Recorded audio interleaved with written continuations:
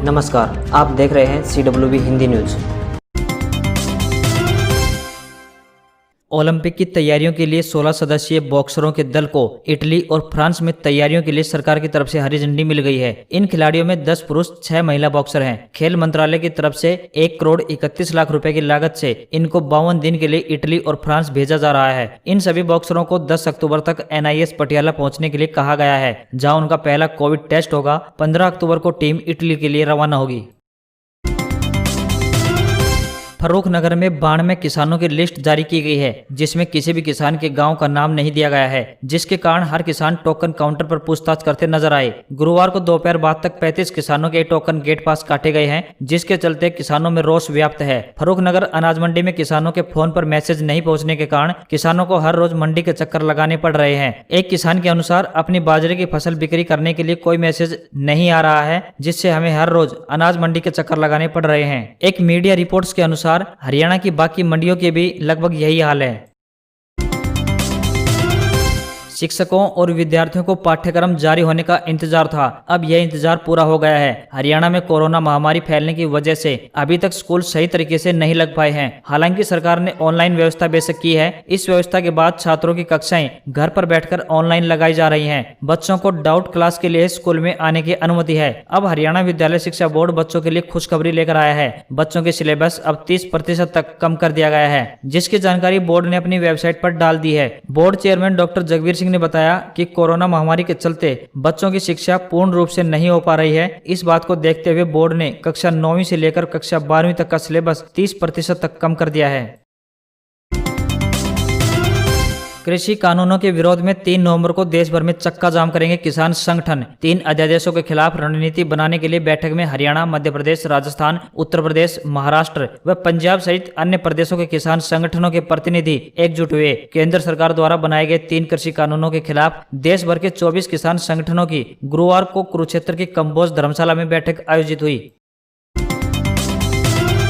हरियाणा विद्यालय शिक्षा बोर्ड द्वारा सेकेंडरी व सीनियर सेकेंडरी 2020 की पूरक परीक्षा 26 व 27 अक्टूबर 2020 को एवं DLED प्रथम व द्वितीय वर्ष फ्रेश व रीअपियर सेकेंडरी व सीनियर सेकेंडरी शैक्षिक व मुक्त विद्यालय की रीअपियर परीक्षाएं 28 अक्टूबर से शुरू होंगी। इस संबंध में जानकारी देते हुए बोर्ड अध्यक्ष डॉक्टर जगवीर सिंह एवं सचिव राजीव प्रसाद ने बताया कि सेकेंडरी की पूरक परीक्षा कंपार्टमेंट व आंशिक अंक सुधार व अतिरिक्त विषय 26 अक्टूबर एवं सीनियर सेकेंडरी पूरक परीक्षा कंपार्टमेंट व आंशिक अंक सुधार व अतिरिक्त विषय 27 अक्टूबर 2020 को आयोजित करवाई जाएगी। इन सभी परीक्षाओं के प्रवेश पत्र 1 सप्ताह पहले बोर्ड की आधिकारिक वेबसाइट पर उपलब्ध करवा दिए जाएंगे।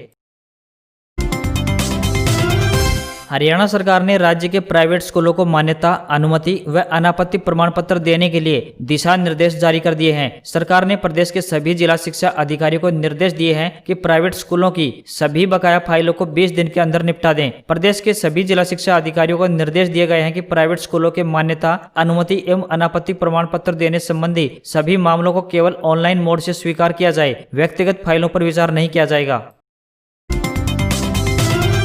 जिंदल स्टेनलेस की CSR इकाई जिंदल स्टेनलेस फाउंडेशन और the women of elements trust ने देश में घरेलू हिंसा से पीड़ित महिलाओं और बच्चों की मदद के लिए स्टेनलेस आशियाना परियोजना की पहल की है। परियोजना के तहत एक हेल्पलाइन नंबर 93 102 83 304 यानी 93 102 83304 की व्यवस्था की गई है, जिस पर कॉल करने वाले को राय, सलाह और कानूनी उपाय की सुविधा मुहैया कराई जाएगी। हरियाणा में घरेलू हिंसा पर सत्र आयोजित किए जाएंगे और निम्न आयु वर्ग के लोगों को निःशुल्क कानूनी सहायता दी जाएगी। हिसार से चंडीगढ़ जाते समय पूर्व मुख्यमंत्री ओम प्रकाश चौटाला कैथल में रुके, जहां इनेलो प्रदेश महासचिव अशोक जैन ने पूर्व मुख्यमंत्री का स्वागत किया। इस दौरान पत्रकारों से बातचीत करते हुए ओम प्रकाश चौटाला ने कृषि कानूनों पर कहा कि इससे किसान नाराज हैं और जिस देश में किसान नाराज हैं वह खुशहाल नहीं हो सकता। ओम प्रकाश चौटाला ने कहा कि भाजपा व जसपा सरकार से सभी दुखी हैं और यह सरकार नहीं बल्कि ठगों का गिरोह है। इसी कारण ओम प्रकाश चौटाला ने अपने पोते दुष्यंत चौटाला के बारे में कहा कि दुष्यंत ने अपने दादा चौधरी देवीलाल की जगह रामकुमार गौतम को दादा माना था, अब वह भी साथ नहीं दे रहे हैं। विश्व के नंबर 1 पहलवान रहे बजरंग पूनिया और संगीता फोगाट ने परिणय सूत्र में बंधकर एक दूसरे के जीवन साथी बनने का फैसला लिया है। दोनों 25 नवंबर को परिणय सूत्र में बंधेंगे। पहले ओलंपिक के बाद शादी की बात कही थी, लेकिन कोरोना के चलते ओलंपिक टलने के कारण दोनों ने इसी साल शादी करने का फैसला लिया है। बजरंग मूल रूप से झज्जर के गाँव खुर्द के रहने वाले हैं, लंबे समय से सोनीपत में रह रहे हैं, तो वहीं संगीता चरखी दादरी के बलाली की है।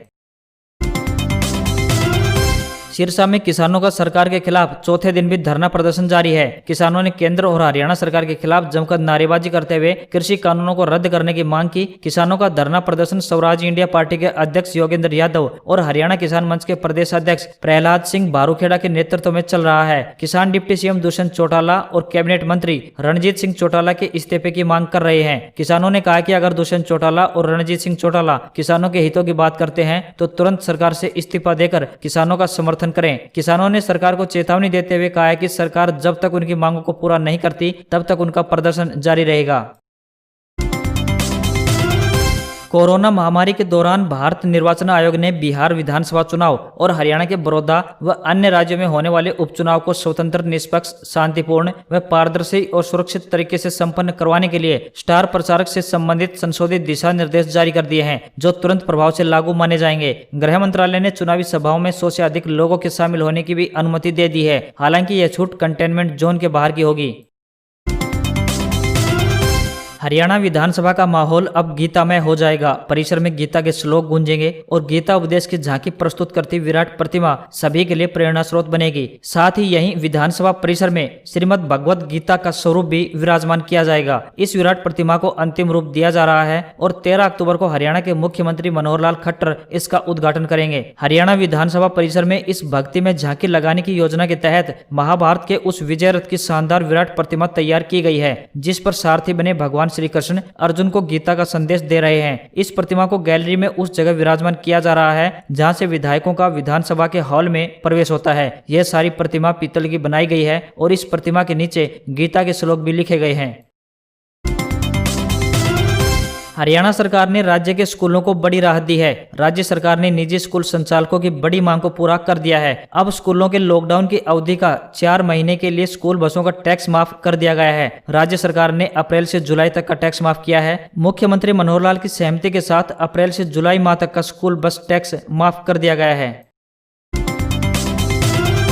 कोविड-19 महामारी के कारण पिछले 6 महीने से बंद पड़े ड्राइविंग ट्रेनिंग स्कूल 16 अक्टूबर से खुलने जा रहे हैं। कोविड-19 के नियमों का पालन करते हुए हरियाणा राज्य परिवहन के निदेशक ने सभी चालक प्रशिक्षण स्कूल के महाप्रबंधकों को ड्राइविंग ट्रेनिंग स्कूल खोलने के आदेश जारी कर दिए हैं। प्रदेश के 22 सरकारी ड्राइविंग ट्रेनिंग स्कूलों में 31,864 आवेदक ट्रेनिंग के लिए इंतजार में है। बता दें कि प्रदेश में 22 सरकारी और 3 प्राइवेट ड्राइविंग ट्रेनिंग स्कूल हैं। इनमें कैंडिडेट्स को 35 दिन की हैवी लाइसेंस की ट्रेनिंग दी जाती है। ट्रेनिंग के लिए ऑनलाइन आवेदन के बाद आवेदक को रजिस्ट्रेशन नंबर मिल जाता है तथा यह भी पता चल जाता है कि ट्रेनिंग के लिए उसका नंबर कब आएगा।